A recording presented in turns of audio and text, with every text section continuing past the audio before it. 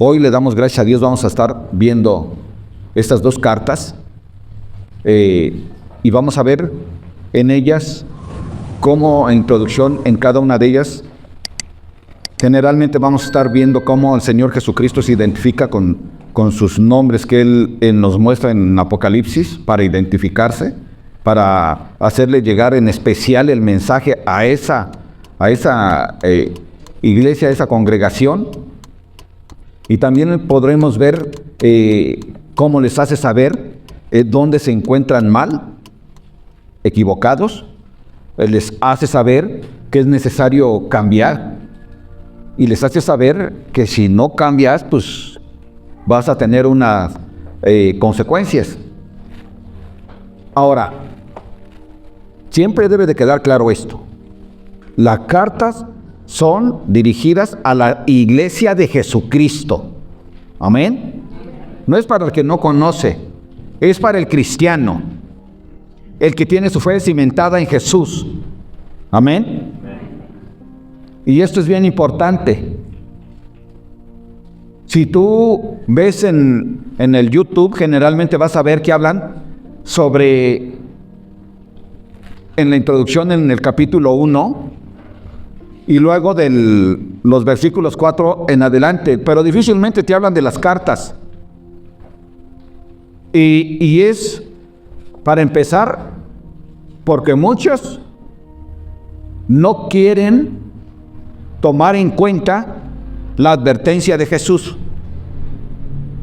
Porque tomar en cuenta esa advertencia es, en ocasiones, ir en contra de lo que han enseñado por muchos años. Así que vamos a estar atentos para que podamos entender. Es la palabra de Jesucristo. Él es Dios mismo, como ya vimos en el primer capítulo, y es necesario que nosotros le demos toda la importancia que requiere. Esta carta es dirigida para toda la plenitud de la iglesia de Jesucristo.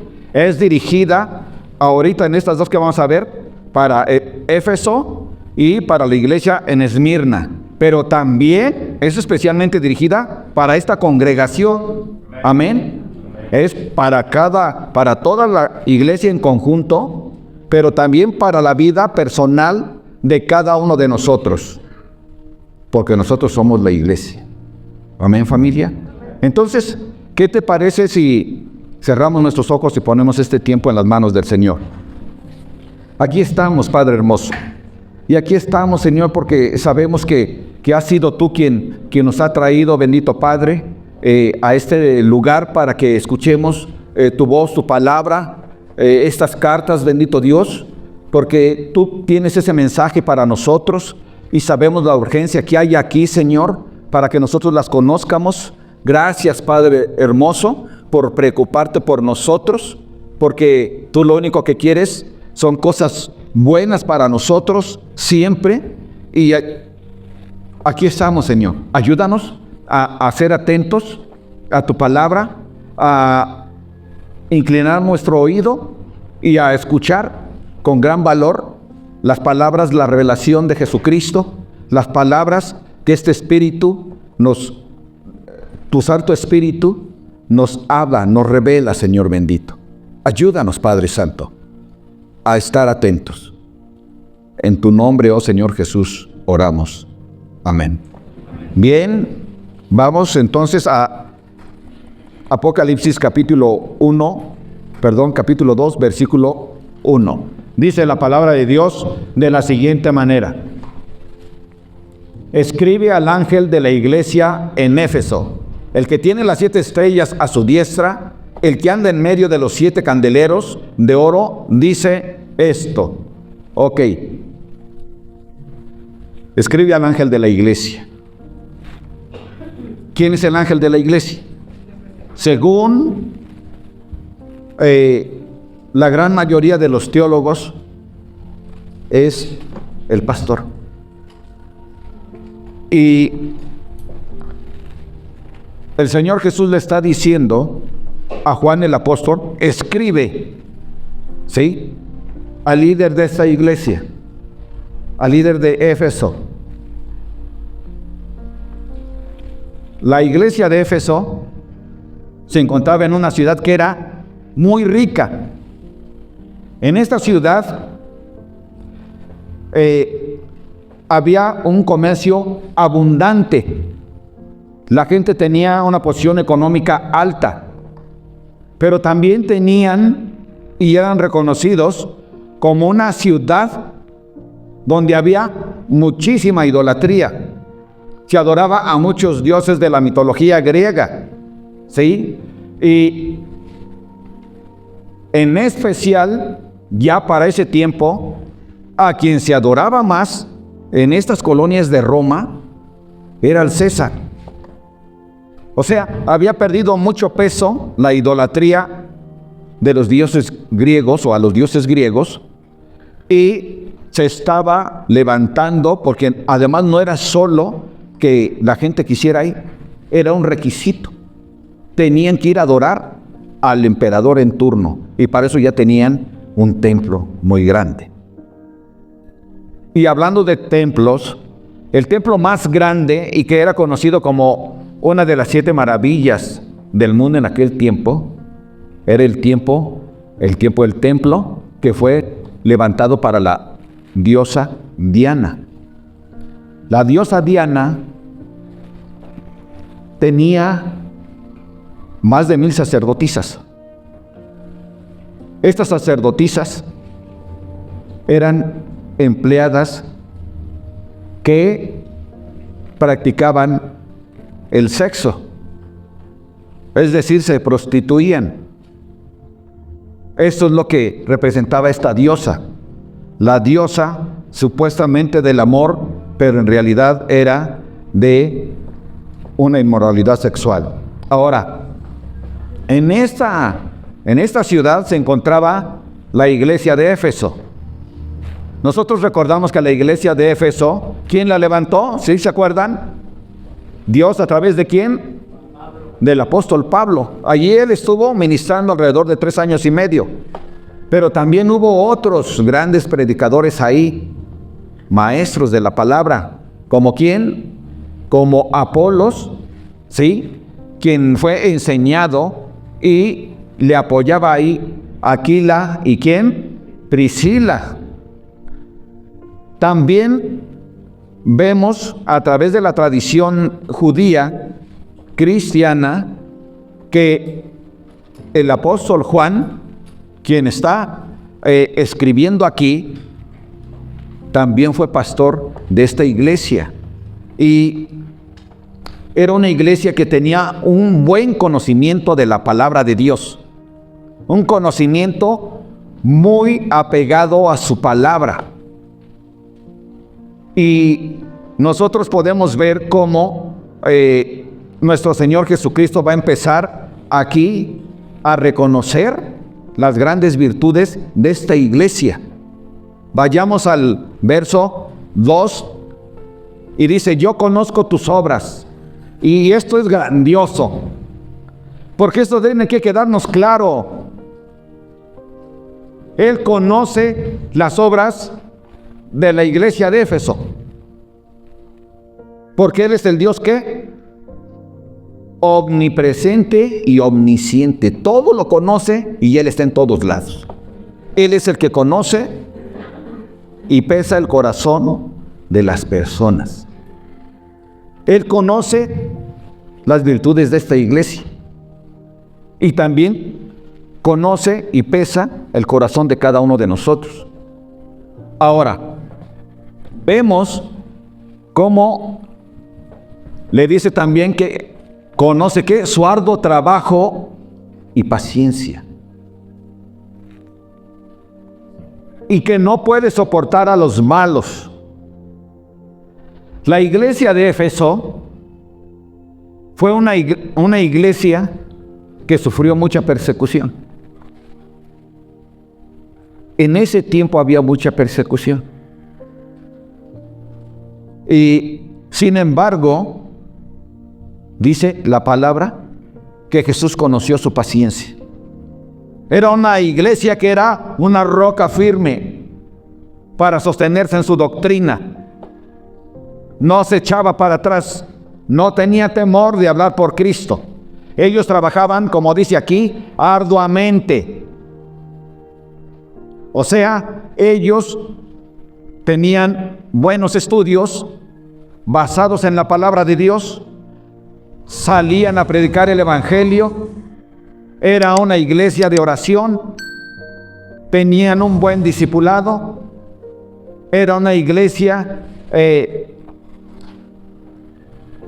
practicaba la ordenanza del Señor Jesús de participar de su santa cena, o sea, de su santa mesa. Era una iglesia que trabajaba arduamente y muy apegada a la palabra. Y si era famosa por esas obras que tenía, como ese templo, esa arquitectura de Diana, y era famosa porque era una ciudad rica, que incluso ahí también había un templo de una diosa que se llamaba Artemisa, y ahí era donde la gente que tenía mucha lana iba y hacía sus depósitos. Confiaban en que esa diosa Artemisa era quien les cuidaba su dinero. ¿Sí me entienden? Ahora, pero la iglesia de Éfeso también era famosa por esto, por ser apegados a la palabra de Dios. Eran reconocidos en ese sentido. Pero tuvo grandes maestros que eran temerosos de la palabra de Dios. Y esta es la gran importancia, es la gran diferencia, hermanos. Ahora, le dice, yo conozco tus obras, ¿sí? Y eso también nos dice a nosotros. Dice, yo conozco tu sufrimiento porque recibieron mucha persecución. Sé que no soportas a los malos. ¿A cuáles malos?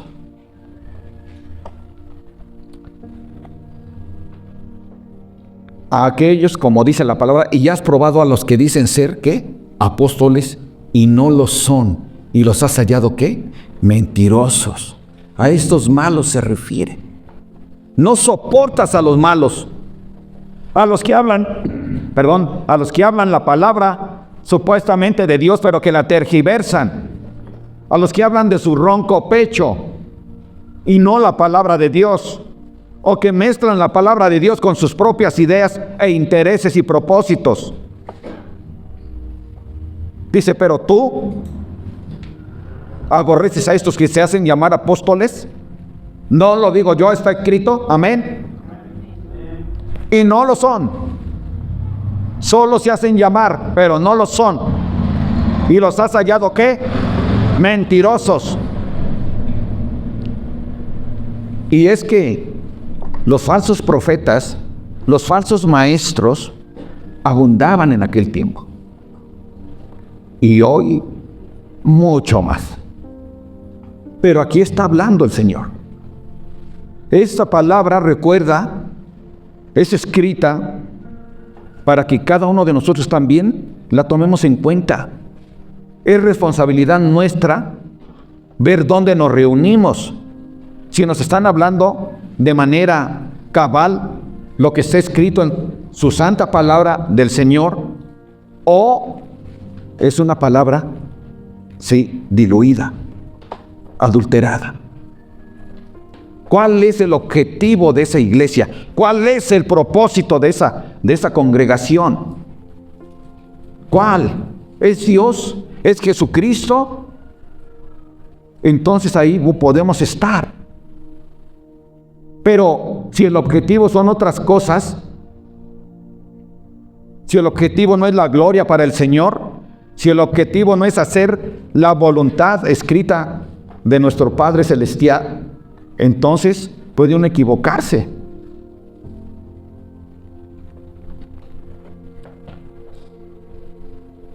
Verso 3 dice, y has sufrido, y has tenido paciencia, y has trabajado arduamente por amor de mi nombre, y no has desmayado. No has desmayado. Aquí hay una exhortación para ti y para mí, como iglesia de Jesucristo, a que debemos de trabajar arduamente. La iglesia de Éfeso es un ejemplo para nosotros y está escrito para que la iglesia de Jesucristo ponga en práctica esto. Necesitamos trabajar arduamente, no solo unos. Si les dijera un comentario que vi de Charles Spurgeon, dirían, wow, qué tremendo es eso. Pero les digo, es de Charles Spurgeon, no mío, pero les voy a decir más o menos. Y dice que si tan solo, dice, hay unos que trabajan. Dice, pero hay otros que asisten a la iglesia toda su vida, pero su trabajo no pesa más que el de una mariposa. Eso dijo Charles Spurgeon. Y la invitación de nuestro Señor Jesucristo a través de sus palabras, que seamos una iglesia como esta, con estas cualidades, que estemos dispuestos a trabajar, que no haya peso en nuestro corazón, que estemos listos siempre para servir en su obra, en una u otra forma. Porque aquí vemos varias virtudes que le caracterizan a esta congregación, a esta iglesia de Jesucristo. Pero Pablo ya les había advertido en Hechos, capítulo 20, versículos 29 al 31. Y dice la palabra de Dios de esta forma: porque yo sé que después de mi partida entrarán en medio de vosotros lobos rapaces, que no perdonarán al rebaño. Y de vosotros mismos se levantarán hombres que hablen cosas perversas para arrastrar tras sí a los discípulos. Por tanto, velad, acordaos por 3 años, de noche y de día, no he cesado de amonestar con lágrimas a cada uno. Pablo ya les había advertido a esta iglesia, ¿sí?, que esto iba a suceder, pero que vemos que esta iglesia se mantuvo fiel. Y y el Señor Jesús les reconoció esto. Ellos se mantuvieron fieles a esto. Y dice que que ellos no soportaban a los malvados que hablaban cosas que no eran, entonces checaban qué hablaban y decían, no, este está hablando de su carne, así que ábrete, aquí no te queremos. Oye, dame chance de que yo vaya allí en la congregación donde estás a que profetice. Yo sabes que soy un profeta muy bueno. Cálmate, tranquilo. Uno checa. Es nuestra responsabilidad de los líderes de la congregación checar si esa gente es de Dios o está hablando cosas que no son. Si no son, de ninguna manera tienes oportunidad. Así que, familia, si el Señor dice que Él los aborrecía, ¿cómo puedo yo en contra de lo que Dios me enseña y me pide? ¿No creen que estaría mal? Claro que sí. Vamos nosotros a buscar ser fieles a lo que está escrito. A lo que está escrito, no a lo que yo diga, a lo que está escrito en la Biblia. Y lo que está escrito es que el Señor aborrece a este tipo de gente que habla cosas que no son apegadas a la palabra de Dios. Verso 4. La iglesia de Éfeso tenía gran cantidad de cosas para admirar y que nosotros debemos de poner en práctica. Pero el Señor conoce todo. Todo. No hay algo que se le escape. Y entonces, dice aquí en el verso 4, pero tengo contra ti. Y lo primero que vemos es, pero, que nos está indicando, pero, a pesar de esto, a pesar de tus grandes cualidades y virtudes, tengo contra ti. Esto es una palabra muy fuerte. Que el Señor diga a una congregación, pero tengo contra ti.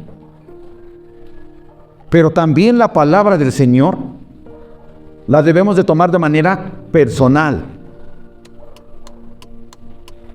Y estas palabras también son para la vida del cristiano, que no están poniendo en práctica lo que vamos a ver más adelante. Y también dice, tengo contra ti esto, que has dejado tu primer amor. ¡Wow! Sí, Éfeso, trabajas mucho, perfecto, eso está muy bien. Sí, Éfeso, odias a los que son falsos maestros. Sí, Éfeso, has permanecido como una roca a través de todo tipo de aflicciones. Pero hay algo que tengo contra ti. Hay algo. Y eso es que has dejado tu primer amor. Es decir, cuando ellos conocieron a Jesús a través del apóstol Pablo, ellos conocieron y se llenaron de amor. Se sentían libres. Y en su corazón no podían estar callados. Alababan a Dios donde quiera que se encontraban. Estaban en oración una y otra vez. Hablaban con la iglesia, contentos, con alegría. No andaban hablando mal de los demás hermanos. No les gustaba el chisme, sino que era todo lo contrario. Amaban mucho a sus hermanos, a la familia de Dios, a la familia de Jesucristo. Y estas cosas dejaron de ser en este lugar. O sea, en Éfeso. Este problema tenía la iglesia de Éfeso. Aquí en Familia de Dios le damos gracias a Dios, porque buscamos poner en práctica Hechos 2:42. Siempre. ¿Nos reunimos para qué? Para estudiar la palabra de Dios. Nos reunimos para orar. Nos reunimos para participar. ¿De qué? De la mesa del Señor. Nos reunimos también ¿para qué? Para tener comunión unos con otros. Y compartimos los alimentos. Entre comillas, somos una iglesia fiestera, donde nos mostramos ese amor, donde seguido tenemos convivio. Pronto, si Dios nos presta vida, estaremos celebrando el Día del Amor y la Amistad. Porque eso es lo que Dios quiere. Jesús les está diciendo, has dejado tu primer amor. Has dejado de amar ¿a quién? A las personas. Porque amar a Dios es imposible si no amas a las personas. Es una gran contradicción. Necesitamos amar a las personas y entonces demostramos que amamos ¿a quién? A Dios. No puedes amar solo a Dios o solo a las personas. El mandamiento va unido. Amar a Dios y amar a las personas. Recuerdo, mis hermanos, que en esa ocasión asistieron a la reunión de Calvary Chapel, de los líderes y pastores. Llegó un hermano de nombre Raúl Ries, de Estados Unidos. Él fue uno de los 5 grandes discípulos del pastor Chuck Smith, quien Dios levantó para levantar el movimiento de Calvary Chapel a nivel mundial. ¿Y sabes una cosa? Vino Raúl Ries y nos lo encontramos, un hombre sencillo, que se te acerca a ti y empieza a platicar como si hubiera una amistad de hace tiempo. Y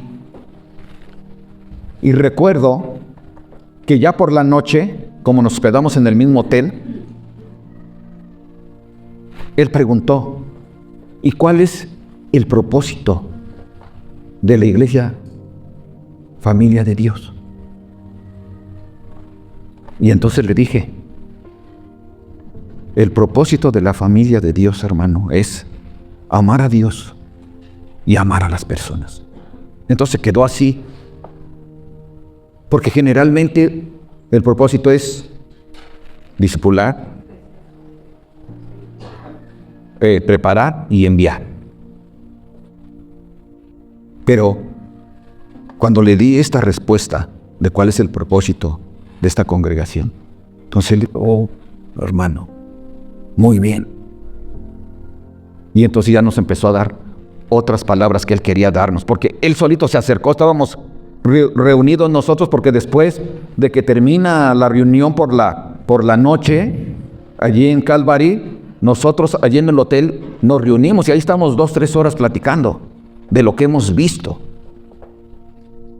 Y sabes una cosa, él solito se acercó. Qué hermoso es esto, hermano. Es muy hermoso. A pesar de tener ese renombre y de ser pastor de muchas, pero muchas iglesias. Bueno, no ser el pastor de cada una de ellas, pero él levantó muchas. Dios levantó a través de él muchas iglesias. Y sabes una cosa, ahorita estamos viendo en la palabra de Dios que podemos estar muy bien en muchas cosas y eso está perfecto, pero no podemos dejar de amar a Dios y a las personas. Sin esto tenemos problemas con Él. Y es algo que es real. Por lo tanto, si en alguna ocasión has tenido un sacón de onda con algún hermano, ponte cuentas con Dios. Acércate, pídele disculpas. Amén, familia. Ahora, le sigue diciendo aquí, has dejado tu primer amor. La queja es muy grave, familia. Muy grave. Así que en el verso 5 le dice lo siguiente: recuerda, por tanto, de dónde has caído y arrepiéntete. Es decir, acuérdate qué fue lo que sucedió y que empezaste a dejar el amor. Porque fíjate bien lo que dice aquí. Recuerda, por tanto, de dónde has caído y arrepiéntete. Amén. Arrepiéntete. ¿Por qué, familia? Porque nosotros también tenemos que ver esto allí en el verso 4. Nosotros podemos ver cómo dice que has dejado tu primer amor. No dice has perdido. Dice has dejado. O sea, nosotros de manera voluntaria decidimos dejar de amar. Quizás lo hicimos de una forma en que fue casi sin darnos cuenta. Pero lo hicimos. Es nuestra responsabilidad no dejar de amar. No vayan a decir como alguien que conozco. Es que yo ya no puedo. Yo amo tanto que ya no puedo amar más. Y es que, ¿qué onda? ¿De qué estás hablando? Y es muy peligroso. En serio. Es muy peligroso que nosotros dejemos de amar a Dios y a las personas. Dice, pero yo nomás amo a Dios. No, mentira. Necesitas amar a las personas. Si no, es mentira que amas a Dios. Él lo dice. ¿Cómo dice amarme a mí? Si no amas a tu hermano que le conoces, que le ves de frente, a mí no me ves. Físicamente no lo ves. Entonces, necesitamos ponernos a cuenta. Si esto no lo tomes como, ya lo sé. Hazlo, por favor, porque dice que debes de regresar a esto. Si no, esto tiene contra ti. Amén.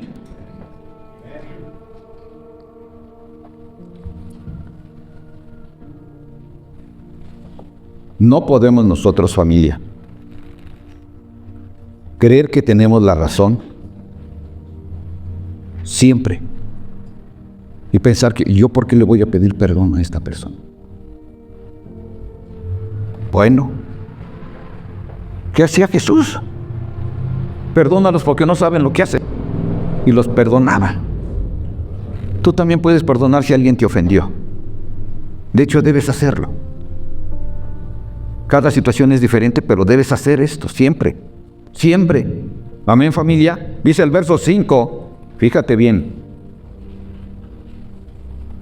Recuerda, por tanto, de dónde has caído y arrepiéntete y haz las primeras obras. Pues si no, vendré por ti y quitaré, ¿qué? Tu candelero. Qué tremendo. Esto es algo muy terrible. Y es de lo que luego no se quiere hablar. Te lo dije en la introducción. Arrepiéntete o quitaré, ¿qué? Tu candelero. Se tiene que arrepentir. El primer paso para estar a cuentas con Dios, ¿sí?, es que tengo que arrepentirme. Primero recuerdo qué fue lo que hice mal o que lo que estoy haciendo mal, y tengo que arrepentirme de haberlo estado haciendo, de no amar a Dios y a las personas. Y ahora yo necesito arrepentirme, reconocer, y el tercer paso es ¿qué? Volver a hacerlas. Es indicación de Jesús. Es un mandato de Él. Pues si no, dice, vendré pronto a ti. Oh, qué tremendo, ¿no? Si no lo haces, voy a venir a ti. Es decir, tú y yo nos vamos a comer, ¿qué? Un pollito, dice. Y va a haber problemas, ¿sí? Y quitaré tu candelero de su lugar. Ya vimos en el primer capítulo que el candelero representa ¿qué? Los 7 candeleros representan a las 7 iglesias. En su plenitud, toda la iglesia de Jesucristo de todos los tiempos, ¿sí? ¿Y el candelero qué tiene?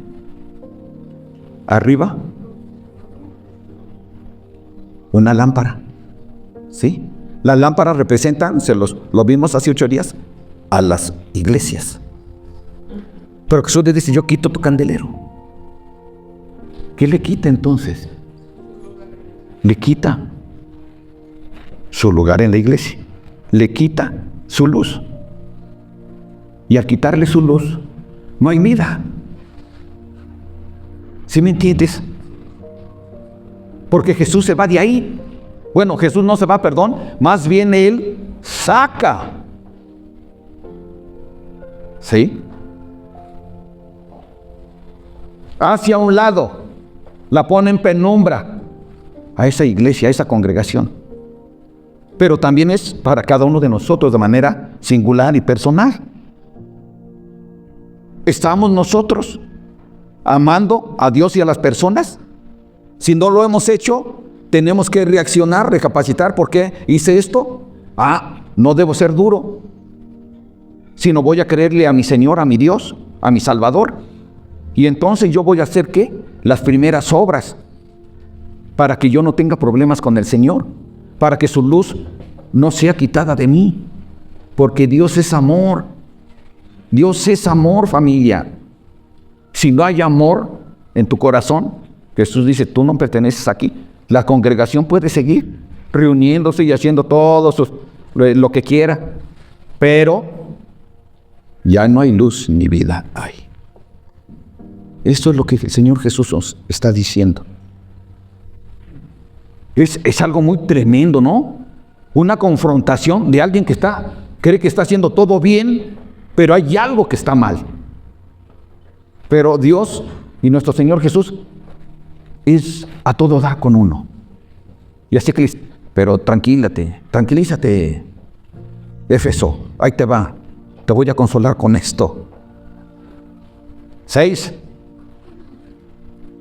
Pero tienes esto, que aborreces las obras de los nicolaitas, las cuales yo también aborrezco. ¿Cuáles eran las obras de los nicolaitas? Era la inmoralidad. La inmoralidad y todo tipo de idolatría. Eso era la inmoralidad sexual. ¿Quién la aborrece? Dios. Pero también ¿quién tiene que aborrecerla? La iglesia. Como creyentes en Cristo, debemos de aborrecer ¿qué? La inmoralidad sexual. Es decir, no puedo caer en adulterio, pero tampoco en fornicación. El casado no puede caer en adulterio, ni el soltero en fornicación. No puede hacerlo, no debe hacerlo. Dios aborrece esto. Y la iglesia también debe de hacerlo. Y cada uno de nosotros también debemos de hacerlo. Si te estás quemando, entonces cásate. Y si no te quieres quemar, entonces no caigas en esto. Está escrito aquí. Él aborrece esto. Amén. Y conste que no está Spurgeon aquí, si no veríamos cómo nos iba. Ok, y sabes una cosa, familia, estas cosas tenemos que atesorarlas en nuestro corazón. De verdad. ¿Queremos una relación real, personal, íntima con el Señor? Tenemos que hacer a un lado estas cosas. Ponernos a cuentas con Él. ¿Le amamos a Él? Entonces tenemos que poner en práctica su palabra. Amén. ¿Amo a mis semejantes? Entonces tenemos que poner en práctica esta palabra. Y todo tipo de idolatría. Todo tipo de idolatría. No solo la idolatría de un pedazo de yeso, sino todo tipo de idolatría. Aquella idolatría donde mi máximo Dios es mi esposa, o mi máximo Dios es mi esposo, y si mi esposo me dice, hoy no quiero ir a la iglesia porque amanecí muy cansado, tranquilo, tranquila. Necesitamos, familia, ver que nuestro único Dios, el único Dios verdadero, es Jesucristo, el Rey de Reyes y Señor de Señores. Amén. Y vamos, ahí no estás en desobediencia con Dios. Es que me tengo que sujetar, sí, pero primero a Dios, está escrito. ¿Sí? Es cuestión de ir a Gálatas, a Efesios, 5. Ahora, seguimos adelante, familia. Él es muy claro, familia. Fíjate lo que sigue diciendo. El que tiene oído, aquí se basó la reflexión, sí, el devocional de la mañana, del día de hoy. El que tiene oído, ¿cuántos aquí tienen oídos? Bueno, el que tiene oído va a actuar. El que tiene oído, oiga lo que el Espíritu, ¿sí? No tu espíritu, el Espíritu de Dios, está escrito con mayúscula. Oiga lo que el Espíritu dice a las iglesias. Al que venciere, es decir, al que ame a Dios y a su prójimo, sí, como a sí mismo. El que odia, aborrece la inmoralidad y la idolatría. Dice, al que venciere, le daré a comer del árbol de la vida, el cual está en medio del paraíso de Dios. ¿Qué es lo que quieres tú? ¿Comer del árbol del paraíso de Dios? Entonces vamos a hacer la voluntad de nuestro Padre Celestial. Hoy es cuando, si nos equivocamos, hoy reaccionamos. Para eso está escrito, familia. Es lo que Él está haciendo aquí. Nos exhorta a la iglesia de Él a que nosotros practiquemos las cosas buenas que hemos visto, pero también para que nosotros pongamos en práctica, ¿sí?, el amor a Dios y a las personas. El amor a Dios y a las personas. Todo esto debe de ir incluido. Amén.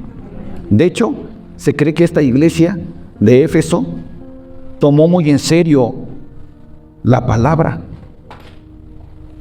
esta carta, y su fama de ellos continuó, pero ahora con el amor. Y era una fama que llegaba a muchos alrededores. Por eso es muy conocida esta congregación, esta iglesia. Amén. Entonces, nosotros tenemos que poner mucha atención en esto. Amén, familia. Ok. Seguimos adelante. Verso 8. Y escribe al ángel de la iglesia de Esmirna, el primero y el postrero, el que estuvo muerto y vivió, dice esto. Fíjate bien. Dice la palabra de Dios. Y él escribe al ángel de la iglesia de Esmirna. Ahora le toca a la iglesia de Esmirna. La iglesia de Esmirna, sí, era una iglesia. Bueno, esta iglesia estaba situada en Esmirna y Esmirna era una ciudad muy rica también. Muy rica. Su especialidad eran los vinos. Todos iban por vino a ese lugar. Pero también eran sumamente idólatras. Y en ese tiempo había una gran persecución sobre la iglesia. Y había un gran problema en contra de ellos, como vamos a ver más adelante. Pero es importante cómo se identifica el Señor Jesucristo aquí. El primero y el postrero. Lo vimos hace 8 días. El primero y el postrero, ¿sí?, en el Antiguo Testamento, nosotros vimos allá en Isaías 41:4, y no vamos a ir para allá ahorita, pero vimos cómo este es el nombre que se le da a Jehová, a Dios Padre, ¿sí? Amén. Pero vemos cómo en el capítulo 1 y ahora en el capítulo 2, Jesús se manifiesta, ¿sí?, con este nombre, porque Él es Dios Hijo y Él es el mismo Dios, porque es un Dios en 3 personas. Y Él se manifiesta como el primero y el último. Y lo vimos también como en Juan 1:1, que no vamos a ir ahorita para allá, pero vimos cómo Él es, ¿qué? En el principio era ¿quién? El Verbo. Y el Verbo era con Dios y el Verbo era Dios. Sí, amén. Entonces, Él es el primero y Él es el postrero, ¿sí? Y nosotros, familia, tenemos que ver cómo se manifiesta a esta iglesia para hacer de saber a ellos algo. Oye, Esmirna, acuérdate de esto. Yo soy el primero y el postrero. Yo soy el Dios, el creador de todo. Yo soy desde el principio y hasta el fin. Así que tu fe en mí está sumamente correcta y es lo mejor que has hecho. Y entonces empieza a seguir hablando. Fíjate bien cómo les dice también que Él es el que estuvo, ¿qué? Muerto y vivió. El que estuvo muerto y vivió. Y les dice esto también, familia, para que ellos vean cómo Él es Dios mismo, porque Él murió, entregó su vida y resucitó, volvió a tomar su vida. Nadie puede hacer eso más que Dios mismo. Entonces le estaba dando una confianza y un ánimo tremendo a esta iglesia, porque verdaderamente sí que la padecían. Verso 9. Dice: yo conozco tus obras y tu tribulación y tu pobreza. ¿Sabes, familia? Esta iglesia era una iglesia verdaderamente ultra fiel. ¿Por qué? Porque aquí lo vemos. Era una iglesia que dice ahí que el Señor, que conocía su tribulación, padecía demasiado. Si había una iglesia que padeció tanto, es la de Esmirna. Ellos padecían, familia. pobreza. ¿Pero por qué padecían pobreza? Si ellos estaban en una ciudad sumamente rica. ¿Sabes que pobreza en aquel tiempo significaba una persona que vive en extrema pobreza, casi en la indigencia? Era algo verdaderamente tremendo, familia. Era algo que se te hace increíble. Y la gente a veces se saca de idiota y cree que padece mucho porque no gana como quisiera. El problema es que nunca nos conformamos con lo que ganamos. Siempre queremos más. ¿Sí o no? Siempre. Y tienen más y más y más, y son los más ricos a lo mejor del continente, y quieren más. Se sienten pobres ante el que tiene más.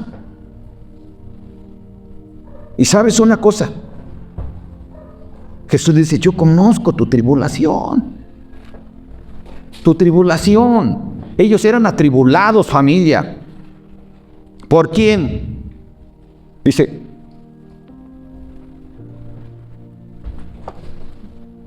por aquellos que se dicen judíos, pero que no lo son. Yo conozco tus obras y tu tribulación y tu pobreza, pero tú eres, ¿qué? Rico. Jesús conocía su tribulación porque los mismos judíos que se decían cristianos eran judaizantes. Y como la iglesia de Esmirna era fiel a la palabra de Dios, por cierto, también con un gran pastor reconocido, Policarpo, que fue también uno de los que trabajaron con ¿quién? Con Juan, y también con Pablo. Y Policarpo era muy reconocido. A este tiempo ya era una persona de avanzada edad, pero era fiel. Pero estos hombres que se decían cristianos judíos, ¿sí?, los acusaban. Decían: allá está, es aquel, es el otro. El simple hecho de llamarse cristiano, de ser cristiano allí en Esmirna, provocaba una gran persecución. Entonces ellos no encontraban buenos trabajos, les cerraban las puertas.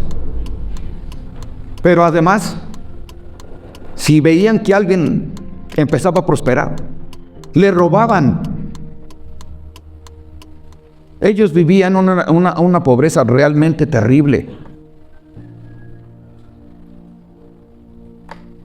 Ellos padecían un buen. Policarpo, dice la palabra de Dios, que entonces, al haber tanta persecución allí en Esmirna, la iglesia le dijo a su pastor, a Policarpo, le dijo: ¿sabes qué? Que vete. Ve, tú todavía tienes unos años. Ya era una persona avanzada de edad, pero tenía unos años, le dicen, para que tú sigas realizando la obra de Dios. Protégete, es más importante esto. Entonces él se fue para Roma. Y allá en Roma, pues él soñó cómo él iba a morir allí. Y lo apresaron. Se dice que lo apresaron junto con otra persona. Esto ya lo habla la historia cristiana, no la palabra, sino la historia cristiana. Y que fueron a la arena, ahí los llevaron. Y ese que siempre había sido fiel, no Policarpo, el otro, a la mera hora se rajó. Le dijeron: ¿sabes qué? Si tú delante, allí en la arena, de todos, y ya de todos estos que van a morir ahorita, tú les dices a estos que van a morir que son ateos, porque no adoran ¿a quién? Al César. Les dices que son ateos, entonces te perdonamos la vida. Eso es según la historia cristiana. Y entonces él renuncia a Jesús. Pero luego sigue Policarpo y lo suben así junto a donde había muchas ramas y eso, porque era la hoguera ahí. y le dicen igual, pero él dice, se paran y alza su mirada y ve a todos los que están en el Coliseo y les dice, todos ustedes son los ateos. Y entonces ahí muere Policarpo.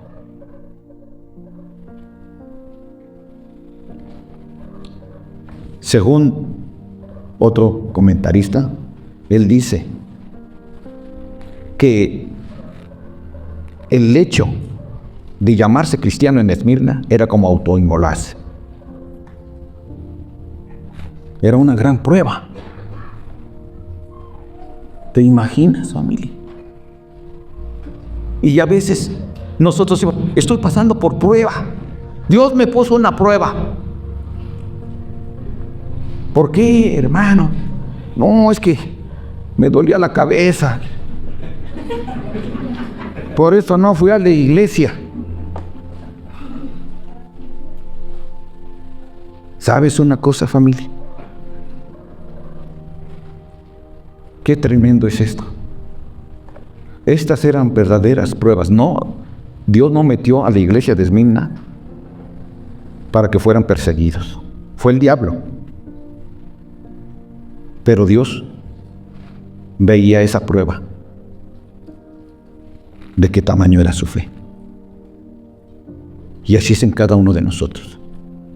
Él ve de qué tamaño es nuestra fe. No es tu dolor de cabeza.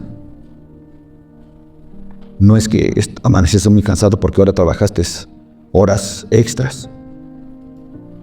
No, hermano. Es porque ahora me duele la pierna y si camino me duele. Busca la manera de llegar. Tienes la oportunidad. Puedes hacerlo. Esta gente sí padecía, verdaderamente. Así que, familia, nosotros tenemos estos grandes ejemplos para que nosotros nos demos cuenta de cómo es una iglesia de Jesucristo y cómo la quiere Él, no cómo la quiere el pastor o los líderes de la iglesia, no cómo la quiera la misma iglesia, porque a veces la iglesia, algún creyente corre, es que aquí me están hablando esto, y fui yo, eso sí, no, mejor cierro mis oídos. No, despiértate tú que duermes, dice la palabra de Dios. ¿Sí o no? Entonces necesitamos estar despiertos. Tomar la palabra de Dios como está escrita, hacerla nuestra. Dice el verso 9, yo conozco tus obras y tu tribulación y tu pobreza, pero tú eres rico. ¿Por qué?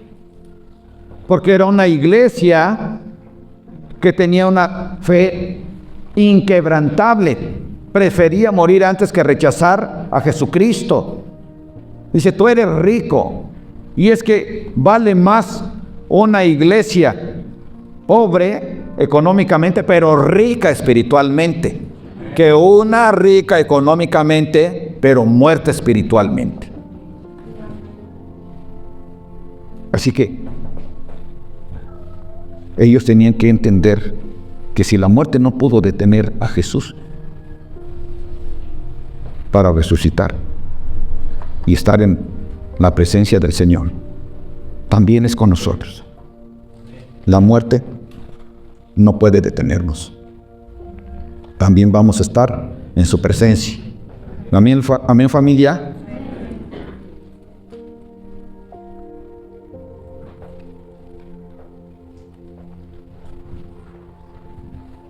Verso 10.